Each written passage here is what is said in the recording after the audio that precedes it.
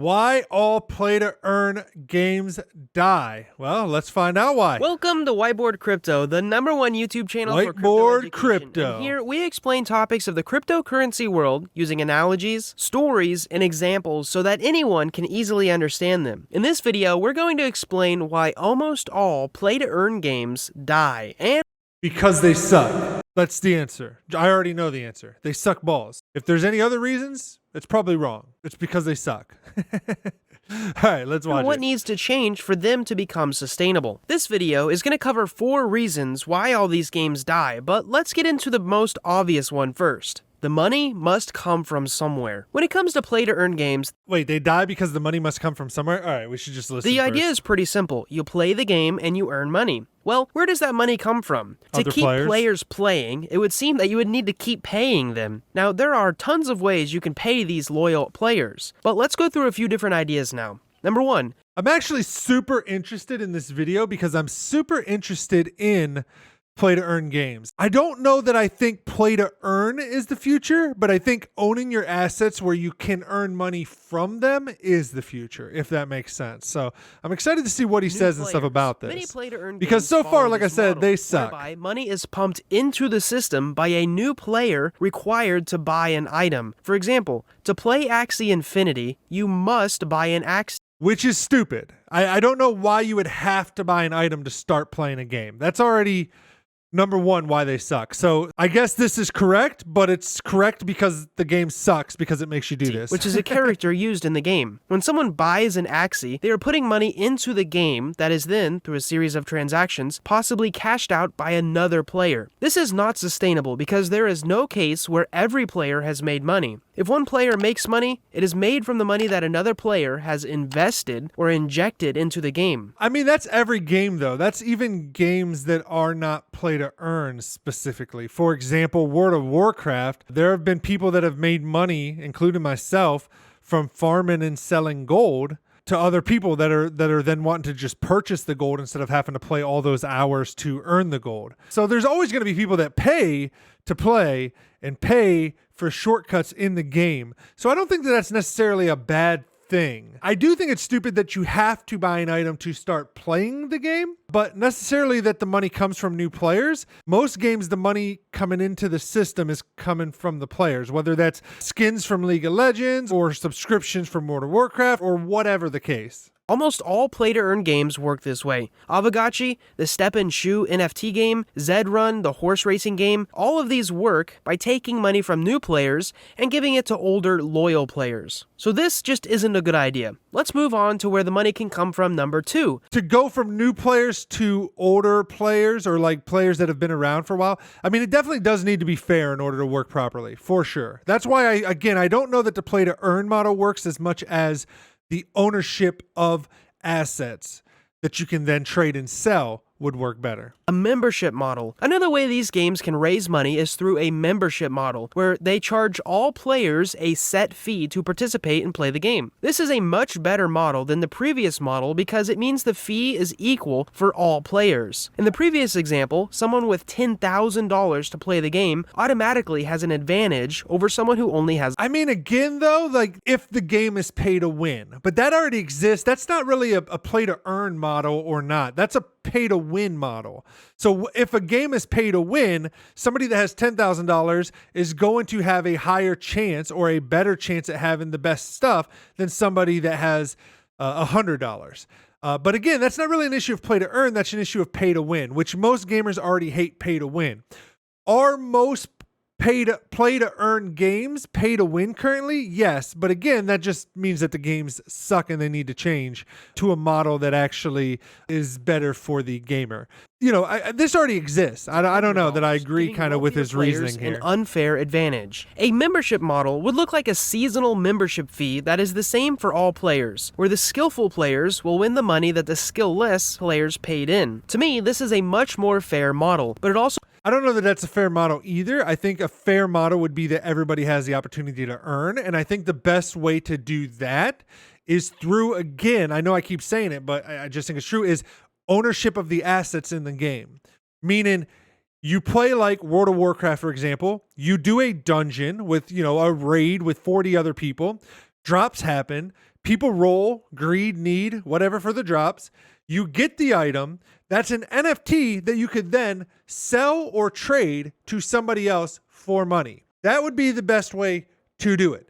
Then those same people that would rather that currently they go behind World of Warcraft's back now anyways, and they go to gold buying websites. They buy World of Warcraft gold, and then they just purchase these items off of the auction house. So at the end of the day, Blizzard doesn't get the money, nor does the player get the money.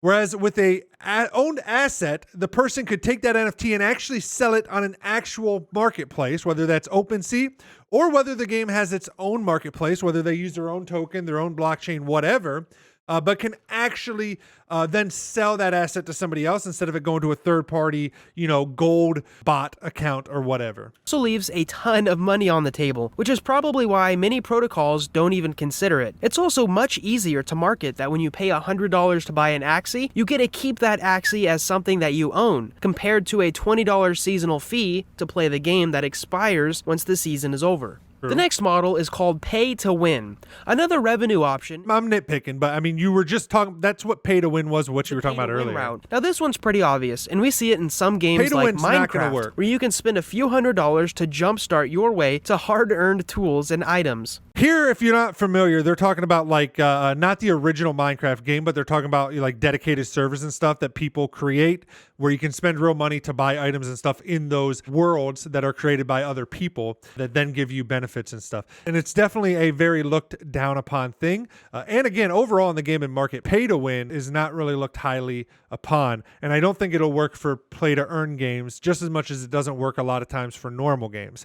Most of the times, if a normal game includes it, they kind of get bad reviews and they kind of get, because nobody wants to play it. Giving rich players an unfair advantage, some other games raise revenue this way, but instead of giving things that are useful like items or tools, they instead give other useless things like a different skin, or the option to change your username, or just the ability to flex by changing how you look. Up until now, these three models that I just explained aren't really good options for the users. This brings us to model number 4, advertisements. So the next option, or at least the best option that I can think of, is an advertisement model. Similar to how Apple advertises at large football stadiums, maybe Razer or Logitech could pay a game to advertise in their PvP arenas. Now, this is outside money coming into a game, and it's not from lower skilled players, and it's also... I mean, this is interesting. This is not something that I've actually thought about. Could you imagine in Grand Theft Auto when you're driving around and they always have like the funny billboards and stuff? Could you imagine if those were actual ads for companies in the game? For example, the more people that play GTA Online, the more money they earn from advertisers, because that means the more just like if a website gets a lot of traffic, they're going to be able to earn more advertising dollars than a website that doesn't get a lot of traffic. An influencer that has a lot of followers is going to be able to charge more for their advertisements than someone that doesn't. So a game that has high repeat people coming back, high views consistently over month after month, they're going to be able to fetch a higher price. And if they can then split that kind of like a YouTube, like a rev share model where, they say like, hey, any advertisements you see, we'll split the income with you, 60-40 or whatever, or 50-50, whatever the case, you or even, 80-20 in favor of the player, in my opinion. But I do think it would have to be like opt-in, because not everybody cares about earning a little bit of change. Because let's be honest, most of the time when you're talking about a single game or a single avenue of advertisements, a single area of advertisements, the amount of money you're probably going to earn from these advertisements is not that high. Because you're only going to earn what the company would want to pay us to advertise to a single person, you. And then you're then splitting that with the game company. So I don't really see how that works long term necessarily. I think an option to opt out would be needed. But I do think this could go hand in hand with the owned assets aspect of play to earn games. Not from the hope of speculative investors making money. In fact, it's an actual business model. The play-to-earn game could have a few advertisements throughout the game that raises monthly revenue, of which some of that could be portioned off for skillful players to reward them for playing. And this guy seems to be stuck a little bit on like skilled players should earn all the money. And I don't know that that's the best avenue for play-to-earn games. I think a more time played might be better. maybe mixed, like maybe a little bit of everything, like time played, skilled players. I think there needs to be more than just skilled players, like as a way of earning money in play to earn games. Because the truth is, the skilled players is always going to be the top 0.01% of players, which means if they're earning all the money, then other players are not. And the truth is, if they're a skilled player, they're probably already earning money through things like a Twitch channel where they're, the top players of Valorant, League of Legends, those type of games, CSGO, they have viewers on Twitch because they're the top players.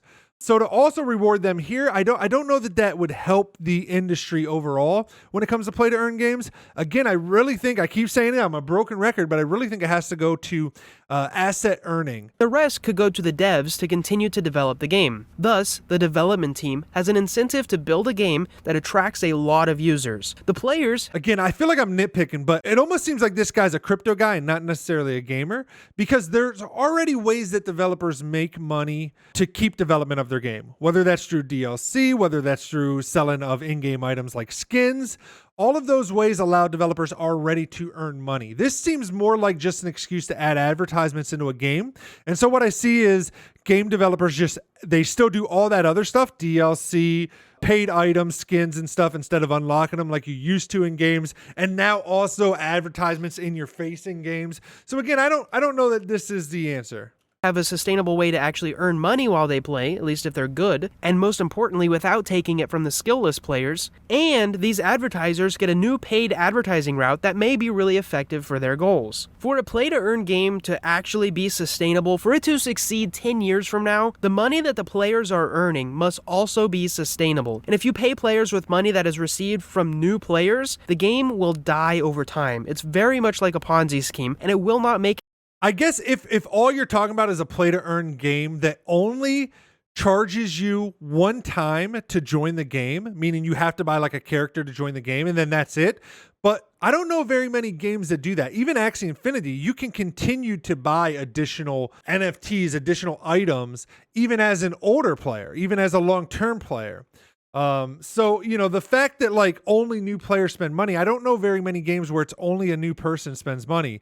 So again, I don't think that's the issue. I think the issue is nobody wants to pay to play a game anymore. That's why even in the traditional gaming market, you're seeing most games go to a free-to-play model because most people have gotten to the point where they expect a lot of games that come out to be free-to-play, and then the money is earned on the back end through skins, through DLC or whatever, just through other means versus the past. And we know that game makers actually earn way more money selling these skins and stuff from the typical player than they would have just charging $60 for a game or whatever. So, they're already ahead, so to say. So again, I don't know that I think that's the issue. Get to 10 years because the players will quickly be divided into those. This is going to be a 30-minute video the way and you will eventually run out of new players. So anyways, that's problem number one. Play-to-earn games just keep running out of money to pay their play-to-earn players. The next big problem is that play-to-earn games aren't really fun. This is the main one. This is what I'm talking about. The problem is, let's dive into it. I know he's probably going to talk about it, but I can't help myself, man. I got to talk. The problem is play-to-earn games aren't fun because play-to-earn games are being developed with the first priority being play-to-earn. When what needs to happen is the first priority needs to be to make a fun, exciting, addictive game, and then play-to-earn to be a feature secondary on that game. What that means is you need someone to come along and make a World of Warcraft, a League of Legends, a Valorant, a game that is fun. And then again, as I said, the play to earn aspect could be that you actually own the assets you buy. League of Legends, you join the game, it's free to play. You buy a skin, the skin costs you $10 US. You're then able to sell that skin on a secondary market for $5 to somebody else. The first argument is going to be, the developers are going to lose money on that. Yeah, they might lose a little bit of money, but they could also, we don't know that for sure, because something a lot of people don't mention is how many more people would be willing to buy skins that maybe don't, or would be willing to spend more money on skins knowing that they actually own the skin and could turn around and sell it or trade it in the future. Meaning, if I know I can buy a $10 skin and later get $5 back for it if I no longer use that character in League of Legends, or I quit the game entirely, I'm much more likely to then drop that $10 on a skin because I know I'm at least going to own that skin and get something back out of it if I own the NFT. That's no different than League of Legends currently, where they come out with a skin and sell it for $20, and over time that skin becomes cheaper and cheaper and cheaper. The way that they make most of their money is going to be how they do now, which is constantly releasing new skins. Because nobody's going to have the new skins, so people are going to have to buy them from League of Legends immediately. And the way that I know that this could work and would work is because currently, without the actual ownership, without the NFT portion of it, this is exactly what we see in Counter-Strike Global Offense and CSGO. There is an entire secondary market on buying, selling, trading gun skins, knife skins, and stuff in the actual game. It's almost an NFT, but if, Steam bans your account, you no longer own that item. Versus if you actually own the NFT in your hardware wallet, even if your account gets banned, you still own those items and could sell them off after your account is banned or whatever, if you wanted to recoup some of your money. Let's think about some of the world-class, well-known games that have lasted years and years of being played. World of Warcraft, League of Legends, RuneScape, exactly Minecraft, what I was just talking about. Call of Duty, Skyrim, Candy Crush, Pokemon, Clash of Clans, Subway Surfer. These games have stood the test of time because they are literally fun to play. Yes, now let's take a look at some of the GameFi games. And that's the big Axie issue Infinity, with play to earn right now. DeFi Kingdoms. These games lack functionality and a certain psychological edge to make these games fun once you take away the earning part. Exactly. And that's what currently the play to earn games, what makes them fun is the fact that you're earning money. You take that away and the game can't stand on its own 2 feet. And that's what I was saying. The game needs to be able to stand on its own 2 feet. It needs to be able to keep players even if they're not earning money. Because maybe not everybody is going to earn money in play to earn games. Maybe only those that are the most skilled or play the most time on the game or whatever, or are best at arbitraging, meaning buying and reselling skins and stuff like that, just like people do on CSGO. Like those are going to be the people that probably earn money at the end of the day. Not everybody. Even more so, think about it like this. Would you pay Axie Infinity money to play their game? What about DeFi Kingdoms? Would you pay them to play that game? The answer is no. That's because these games are not fun. They don't create an experience. Now, how do we know those traditional games that I listed earlier are fun? It's because people pay those companies millions of dollars every year to keep playing them. And they expect, and even more so, they don't even expect a monetary return. So this is a fundamental difference between a lot of play-to-earn games this is and the key point here. Traditional I mean, games. this is, play-to-earn games he's 100% right now right simply here. aren't fun. A ton of play-to-earn games are basically just financial ideas where the marketers have tried to add in a game aspect to attract users, i.e. customers. And we won't see great GameFi adoption until this is reversed, not until we have fun games that then add in aspects of a blockchain where needed. Exactly what I was talking about. Priority has to be making a great game and then adding in the blockchain, the crypto aspect of it, the NFT aspect to it afterwards to make the game better, to make it an even better experience than what it already is. Then we will have a sustainable GameFi game. Even more so, games probably shouldn't be paying their users anyways, and this kind of brings us to our next problem. Problem number 3 is the old man. Now, to explain this next problem, which is psychological in nature, I'm going to be telling you a story. It's not a real story, but you'll understand how it applies to crypto games. So first off, there's a buzz corner where the school picks up a group of kids for school early in the morning. And on that same corner is an older man who sits outside his house to sip his morning coffee. Anyways, one morning while these kids are waiting on the bus, they started making fun of that older man, who was just sitting there, and he heard them. A whole week goes by of these jokes, and the old man eventually gets tired of it. So he comes up with a genius plan. He waits until the next school day, and he tells these kids, hey, come here. For every joke that you tell about me, I'm going to give each one of you $1. I'm still not quite sure where this is going. I mean, I don't understand how this ties into you shouldn't pay gamers. But they were doing this for free, and now they'll get paid for insulting the young man. How stupid could he be? So the next day rolls around, and they come up with a clever joke, and the old man gives each one of them $1. A few days goes on, and the old man says, this is getting too expensive. So from now on, I'm only going to be giving you 50 cents per joke now. The kids obviously weren't happy about it, but they agree and continue making fun of the old man. He's saying because the prices drop over time, eventually people are no longer going to want to play the game because they're going to see it as a bad thing that they keep getting less less and less money. Versus if there's no expectation on earning money, then they're just going to be having fun with the game. Something kind of along those More lines is days where I go think he's by, heading and with the this. old man once again reduces the joke payout to 25 cents, then to 10 cents, and eventually to a nickel. Yep. Then, finally, the kids approach the man with a joke, and the old man tells them he can only give them 1 penny. The kids are so frustrated they yell at the old man, "No way we're doing this. We used to do this for a whole dollar." And from that day on, the kids never joked about the old man again, even though they used to do it for free. Can you see how this story applies to crypto games? No. Some games are fun to play just for free. Then we add a financial incentive to them, and we suddenly have a secondary motive. Now, imagine if you were paid $100 per month to play a game, and then $50. Yeah, again, I don't think this, I mean, I get what he's saying, and I guess, yes, will there be people that would get frustrated that they're earning less, each month because, the market of the game goes down or whatever? Sure, but that's not everybody. There's going to be lots of people that realize, like, hey, before you never earned money from playing a video game, now you at least earn something, even if that goes up and goes down.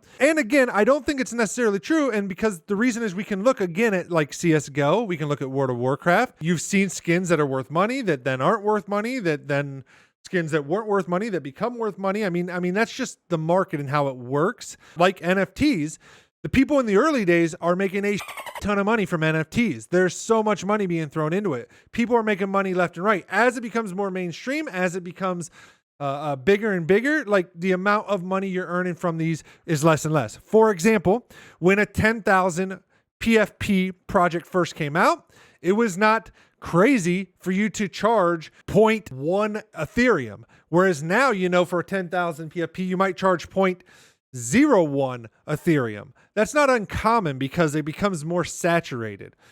So again, and we see this in World of Warcraft with their gold market as well. They're even though it's not a legitimate market, meaning it's not approved by Blizzard, we still see that sometimes the gold in the game is worth a lot less because there's a lot of gold coming onto the market, the secondary market, and sometimes the gold is worth more because there's not as much. So what will happen is, as the price drops and drops and drops, you will have people that'll quit playing the game. But then you'll have the price rise because there's not as many people playing the game. There's not as many skins for sale, all the different stuff, and the prices will go back up. And what will happen is then some of those people that used to play the game will probably come back, and it'll be a cycle, up and down, up and down. But that's kind of how games are now anyways. I mean, a lot of people quit playing League of Legends for a while, then they come back. They quit playing it, they come back. I myself included. Same thing with World of Warcraft. Some people end their subscription, then they come back when a new DLC drops or something. They end their subscription. I mean, you're always going to kind of have that up and down. And whether that up and down is because of a game getting stale or whether that up and down is because of a game market changing in terms of how much you're earning, of course, there's always going to be people that quit for both those reasons. There's going to be people that quit playing the game because they're making less money. There's going to be people that quit playing the game because the content's getting stale. There's going to be people that quit playing the game because the skill level gets harder and harder, higher and higher, like the skill level cap in the game. And where they used to be a top player, they no longer are.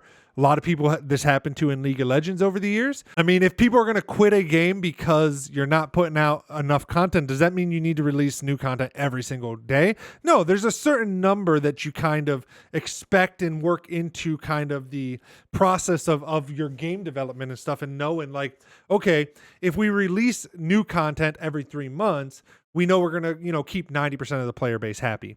Same thing with this. I mean, there's going to be ways for them to influence what the market's doing and to keep players engaged and interested. What he's talking about seems like you're still, like even himself, still has the mindset of play to earn first, video game second. Whereas I think when the flip happens and it's video game first, play to earn second, I think a lot of these issues disappear. Then it kept going down until you made $1 per month just to play the game. It's not going to seem as much fun. Not true. If the game's fun, the game's fun. I don't think the money dropping necessarily means you're not going to play the game anymore if the game is still fun. Because you would compare your earnings back to when you earned $100 a month. In fact, YouTubers fall prey to this all the time. Many creators spend a long time creating a bunch of videos. They finally get their big break, they go viral, earn a bunch of money, and then they experience burnout when they create better content, but they don't get the same amount of views or the same amount of ad revenue due to outside forces. The psychological term for this is that external rewards will reduce internal motivation, even when the external reward is taken away. And game developers should be Again, though, that's not necessarily the majority. Very thoughtful when designing incentive mechanisms involving money. Let's move on to problem number Yeah, 4. sure, they should now, be the last 100%. reason why almost They all should be play-to-earn very games die, thoughtful. or rather why most crypto games go extinct, is because they have no need to be on the blockchain. I disagree with this. I think every game in which you can earn items should be on the blockchain. To be able to, even outside of earning money, the fact of gamers being able to collect and show off as we continue to go into like these digital worlds, as VR and AR become more of a thing in the next 10, 15, 20 years, maybe not anytime in the near future, but within like 20 years, or even if it ends up being 50 years, at some point, the ability to step into your friend's virtual house and see items that they earned in games throughout the years in their house, hanging on walls like pictures in your house would be, that'll be a cool thing for gamers. So I think every game has incentive to be on the blockchain. Does every game have incentive to be play to earn? Not necessarily. However, just by having the items collectible, so to say, there's whether you have a market in your game or not, they're going to get sold and traded on the secondary market. So there will be some aspect of play to earn in your game, even if you're not the one incorporating In it. many cases, if you do, the users owned assets. want them to be on the blockchain, or the developers want them to be on the blockchain, but in reality, they don't need to be on the blockchain. Yeah, they Now, might to not summarize need this to, problem, I'm going to use an analogy. Games don't need to sell new skins.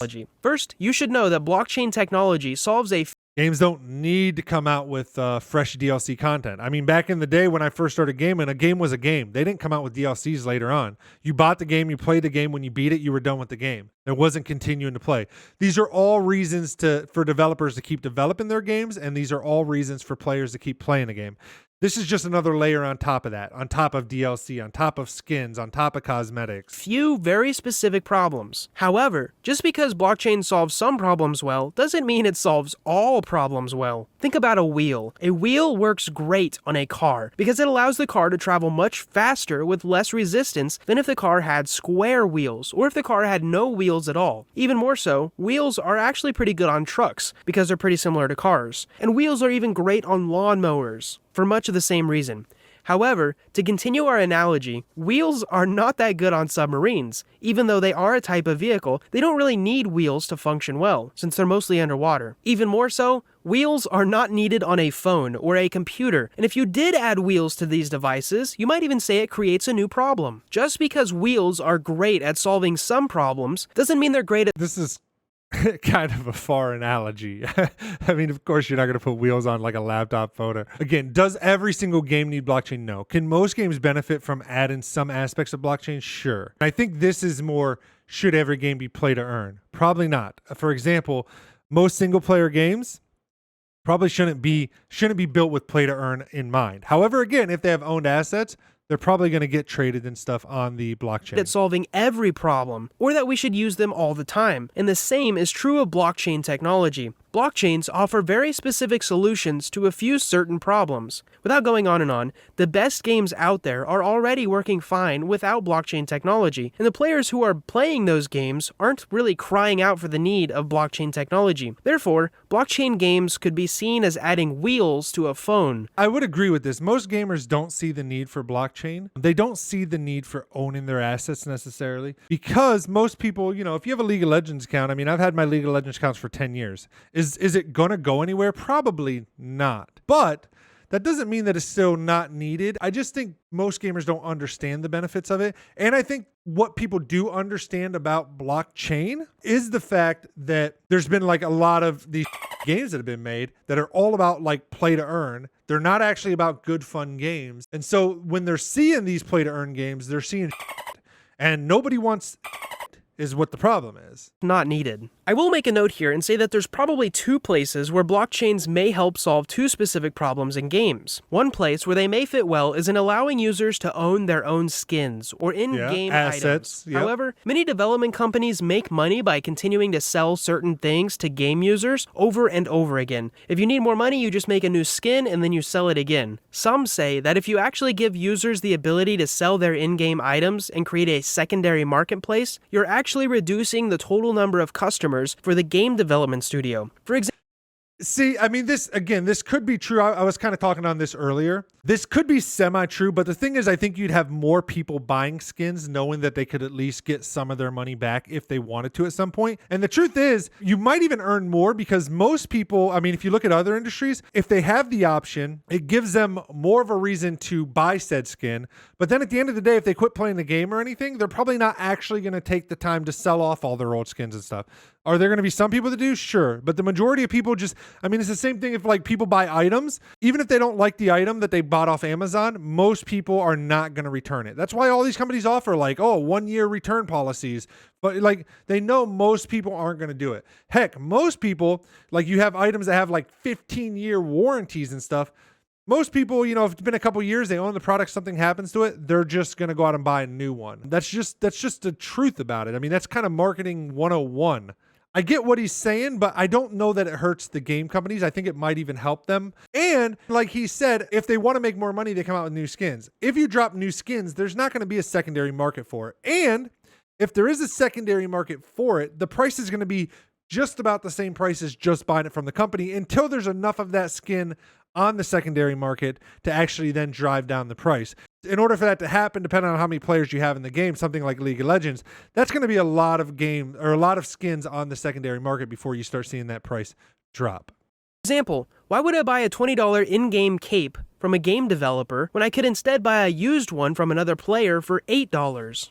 And I think maybe the second place they would be useful would be in in-game marketplaces. But even so, this is just a single feature of a game and doesn't mean the entire game. Actually, number 2, the way NFTs currently work, and I don't see this talked about either, is most NFTs have royalties built into them. For example, if I create an NFT of one of my photographs, and I mint that and I make 100 copies of it, and I sell those 100 copies, every time somebody then sells that copy, that NFT to somebody else, I make 10% of the sale forever. So then you have people that maybe they wouldn't buy a skin for $20, but they'll buy it for $5 off the secondary market. But then that skin changes hands over and over and over. And every single time it does, you're making 10%, 20%, whatever it is that you set your royalty to for those specific NFTs. You're then making money in perpetuity, even after your game goes bankrupt or everybody quits playing it, and you have games that like the original Zelda games on Nintendo. If people owned NFTs of the assets that they earned in games, like items they found and stuff today, those items would still be selling back and forth to collectors and stuff. People that used to play the game but didn't have the items, or even if it's not in-game assets is in terms of like items you won in a dungeon or something, even if it's like posters that get released for the like digital posters and stuff, that stuff's gonna sell for years and years and years to people that used to play the game. I mean, just all kinds of reasons that these NFTs, even just for the looks, like some people will just buy stuff because it'll look cool in their house. It's artwork in itself, without even being tied to any specific game necessarily. Of course, it would be tied to a game, but I'm saying whether that game exists or not, some people would still buy it just for the artwork of it. Should be operated using blockchain technology. In both of these cases, the blockchain technology could be sprinkled in, but not built on top of. Wrapping it up, the reason a ton of play-to-earn games built in and not sprinkled on top of, or sprinkled on top of and not built in. That's kind of what I was saying. The game needs to be built for the game, and then these features need to be added into the game. Is because of these 4 things. Number 1, they don't have a sustainable way to keep paying their players. Number 2, the games aren't I think fun just whenever having you the take away secondary the markets earn does part. that. Number 3, human motivation is volatile when it's paired with fluctuating rewards. And number 4, many games just don't need blockchain technology. Disagree. As I end this video, I would love to see a conversation going on in the comment section below about what you think I will about say this. though, Am good I wrong? video. Do you have any rebuttals? I mean, it was a good video. The graphics were good. I mean, the the guy made a lot of good points. Just because I don't agree with all of them, I mean, there was a lot of stuff in this I do agree with. I do think a lot of games don't need it. Like I said, a lot of single player games. It would still be cool if they would let you own your rewards that you earn in the game, whether that's skins or items or whatever, or at least like basically what achievements are today. If you could own those in like an NFT form, that would still be cool even for single player games. But I do agree that a lot of games don't need all of the features of blockchain. They don't need necessarily the developer to build a secondary market for their specific game. There's already secondary markets that exist, already NFT marketplaces that exist. So a lot of that stuff doesn't need to be reinvented. But I think every game can benefit from some parts of NFTs and blockchain technology. It might just be different parts for different types of games. And again, I do agree and think that the biggest reason is just that most of these play-to-earn games are not fun. They're built with the idea of playing the game to earn money instead of becoming a great game that people want to play, which then brings money into the game. That like League of Legends, it brings tons and tons and tons of money to the system just because it's a great game. And what I'm suggesting is that almost that games need to have instead of like think of play to earn, think of rev share. And that's what I think needs to happen in the space. It needs to be more of a rev share model. Basically, these games are saying, hey, we're making $1 billion.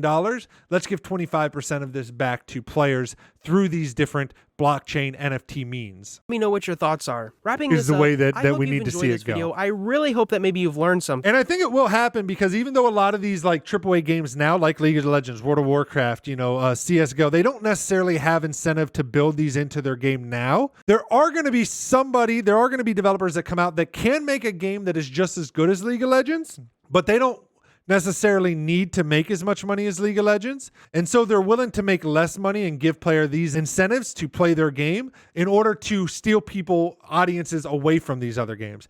Because if I come out with a MOBA tomorrow and it's just as good as League of Legends, I'm probably going to have a hard time getting people to come over and play that game because people are already invested into League of Legends. I think that's the big reason or the big issue that Dota has always had.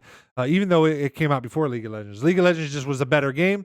Even though Dota is a cool game now, like League just controls the market share. But if somebody's willing to take less money, give these additional features to their players, then that could give people an additional reason to, hey, I'll play this game. It's just as good as League of Legends, and I own these assets, and I can make a little bit of money playing it. I think that could be the tipping point because then companies like Riot, Blizzard, will have to incorporate this stuff as well. Maybe that doesn't happen in the near future, but I think eventually this is the road we go down. Just like skins started off, not being a thing, and then slowly now every game has them. Just like DLC wasn't a thing, and now pretty much every game, even single player games, come out with DLC. To me, it's another way of adding recurring revenue, which allows a game's lifespan to last longer than it used to. Oh, and also a little bonus note. Apple bonus note. and Google are fighting very hard to make sure that there are no crypto games in their app store. Very true. Because of the huge fees that Apple and Google charge for some of these Exactly. They make so much money off of game this purchases stuff. and app Off of game downloads. purchases. Crypto transactions are actually a huge competitor for them, so they're not going to be playing nice. This is probably why almost all play-to-earn games have been web-based and played in. Yeah, which is the other problem is it's going to take a while to get, like, again, I think that comes just when as these technologies gain more popularity, eventually they're going to have to give in. But I also agree that these like duopoly, I mean, it's just like ISPs. If you live in an area like myself where you have the choice of one ISP, it sucks. Because they can basically offer you whatever they want and there's not much you can do about it. And the same thing here, like if you buy an Android device, you are stuck to the Android Play market. Can you get around that and download from other markets? Sure, but it's extremely difficult and it's extremely risky. Whereas like something like Microsoft Windows, anybody can develop a program for Windows. You don't have to sell it through Windows. You can just offer it for download. People can download it and install it on their computer. And not mobile-based, which is actually a much, much larger industry. Just something to think about. Great video. It was a good video. Like I said, I disagreed with a little bit of the stuff in it. I agree with a lot of it as well. I think he made some great points. I think he made some okay points. And I think some of his takes just, I don't know, it seemed more like somebody that was a crypto, DeFi, play-to-earn fan and not necessarily a gamer very much. But that's just my opinion. I could be the wrong one. I would love to hear what you think. Leave a comment down below in the comments. Let's start a discussion. Tell me what you think. Tell me if you think there's areas that I'm mistaken and why. Maybe it'll help me learn something. But I just see this as eventually an inevitable part of gaming, just like skins were. I remember when skins first came out, everybody was against skins. I remember when DLC came out and people were like, everybody was against it. It was like, oh, you're releasing an unfinished game and you're adding on parts of it later. That was just like the things like, oh, now instead of just unlocking the skins and stuff while naturally playing the game, I got to buy them. But again, that became the default. And I think that's no different with this. I think it will become the default just like all of those did. And everybody will always say, oh, it's different. It's different. It's different. It's different. The truth is it's not. It's the exact same thing, just happening once again with new technologies. All right. If you guys like this video, hit that like button. Also, don't forget to subscribe. I love your faces. Don't forget, leave me a comment down below. Let me know what you think. I would love to hear your opinion, your thoughts on the topic. And until next time, peace out, everybody. Later, nerds.